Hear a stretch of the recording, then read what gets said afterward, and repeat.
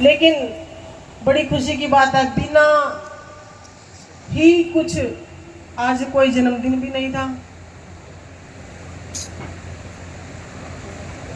और फिर भी खुशियों के बहाने होते हैं, लेकिन बड़े पुरबले भाग होते हैं उस जीव के जो अपने सतगुरु के साथ अपनी खुशी को मनाता है। भाई जन्मदिन मनावे, डीजे लियावे, दारू पीवे, नाचे, बुरे हाल करें, नुकसान।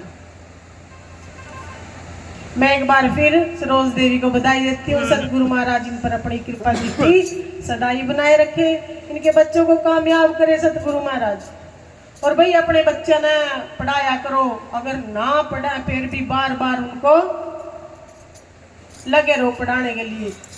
एक रोटी कम खा लिया करो, क्योंकि आगे आने वाला जो समय है पढ़ाई के बगैर इंसान पशु के बराबर हो जाएगा।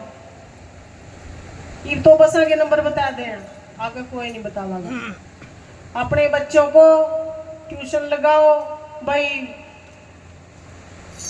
कॉलेज में अच्छे उनको सब्जेक्ट दिलवा के बाहर भी भेजो। सत्संग कहाँ से शुरू होता है? सत का संग। अब पढ़ लिख के बच्चे नौकरी लग जाए, नौकरी लग के बैठ जाए जगह भाई, ड्यूटी दूर हो जाए, लेकिन माँ बाप घर में अकेले रह जाते हैं। अगर नौकरी लग गया लेकिन अगर उसमें संस्कार नहीं है तो माँ बाप से बेटा बेटी बिछड़ जाते हैं। उनको वो दुख उन्हीं से पूछो। अगर सत्संग में आएंगे उस परमात्मा के सिमरन के द्वारा उनको कुछ ज्ञान होगा कि इस संसार में हम आए हैं ना, कुछ समय के लिए आए हैं और मेला लगता रहना चाहिए। परिवार मिलजुल कर हुआ भाई, पहला सत्संग तो उरे से शुरू होगा। जब सिमरन के द्वारा इस जीव को पता चल जाता है कि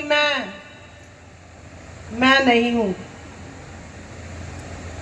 साक्षी भाव जागृत हो जाता है, उसका मैं खत्म हो जाता है। जैसे अब बच्चा परिवार में रहता है, उसको पता नहीं होता परिवार उसका साथी है।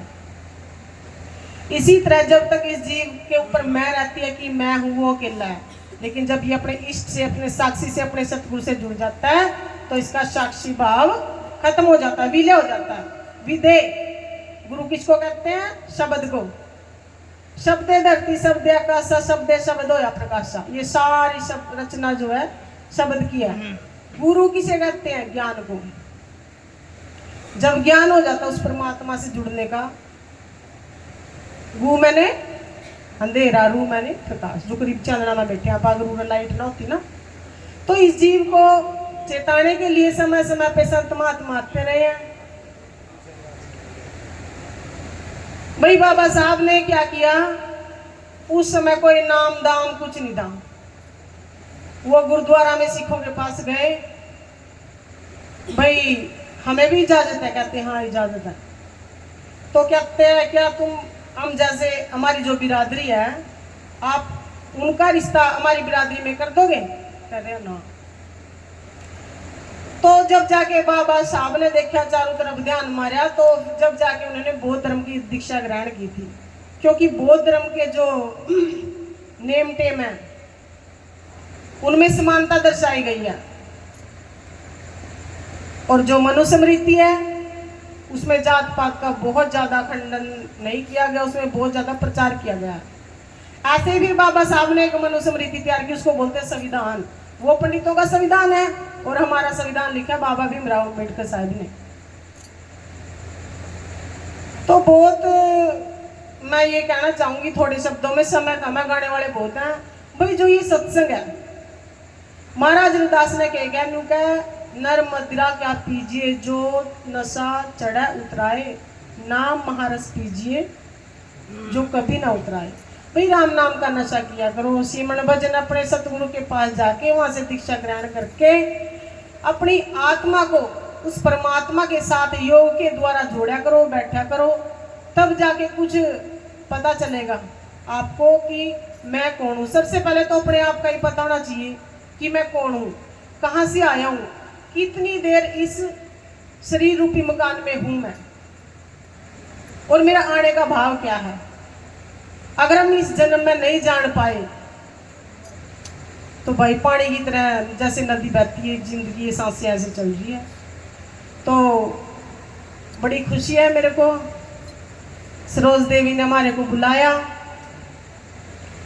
और भाई जो ये सत्संग है ना, बहुत बहुत बहुत कुर्बानियों से बना हुआ है। उन संत महतो ने, आज मान लीजिए हमारे को कोई कुएं पे पानी नहीं भरने जाता और हमारे बच्चे प्यासे बैठे हैं, तो क्या बीतेगी। महाराज रविदास जी ने, बाबा साहब अम्बेडकर जी ने कितने पापड़ पेले होंगे, क्या बीती होगी उनमें। अपने को नलके में पानी को नहीं भरने देगा, अपने बच्चे किस तरह बीतेंगे। आप बीती जब अपना पे बीतता है ना, आप तो आज राजी हो बैठे हैं। तो मैं ये कहना चाहूंगी, मेरा कहने का भाव ये है, ये जो सत्संग है ना, बहुत कुर्बानियों से लिया गया। कोई भी अपना सुधार करने के लिए नहीं आना चाहता था। महाराज रविदास जी अपनी कौम का सुधार करने के लिए बहुत बुरा हाल था उस समय। कोई राम नाम, जो गरीबा पे बैठे नहीं, कोई राम नाम नहीं जपने दिया करता।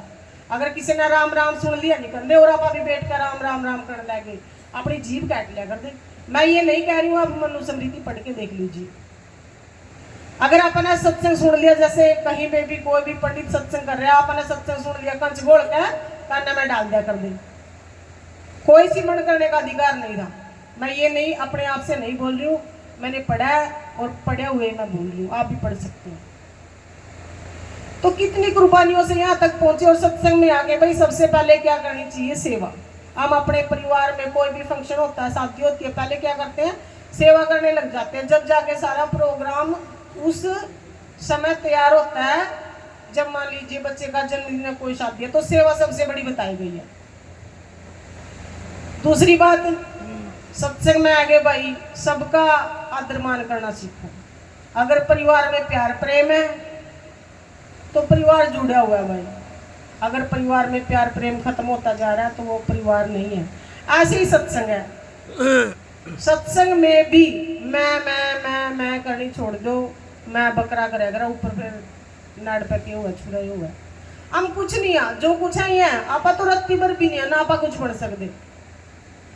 लेकिन जब तक हम जीवित है, जैसा भी हमारे से बढ़ पड़ता है, आने वाली जो हमारी पीढ़ी है कुछ सीख लेंगी, जिंदगी आसान हो जाएगी, कुछ संस्कार आ जाएंगे सत्संग में। सेवा करना, अपने माता पिता का आदर करना, भाई सबसे प्यार प्रेम से मिलके रहना, किसी से द्वेष नहीं करना, कोई फायदा नहीं है। 10 दिन पाछा फिर अपन उनका गला बात करनी पड़ेगी। आप अपनी कौम में तो, अपना परिवार में, अपना आस पड़ोस में तो, हाँ। तो भाई 2 बाणी सुनाऊंगी।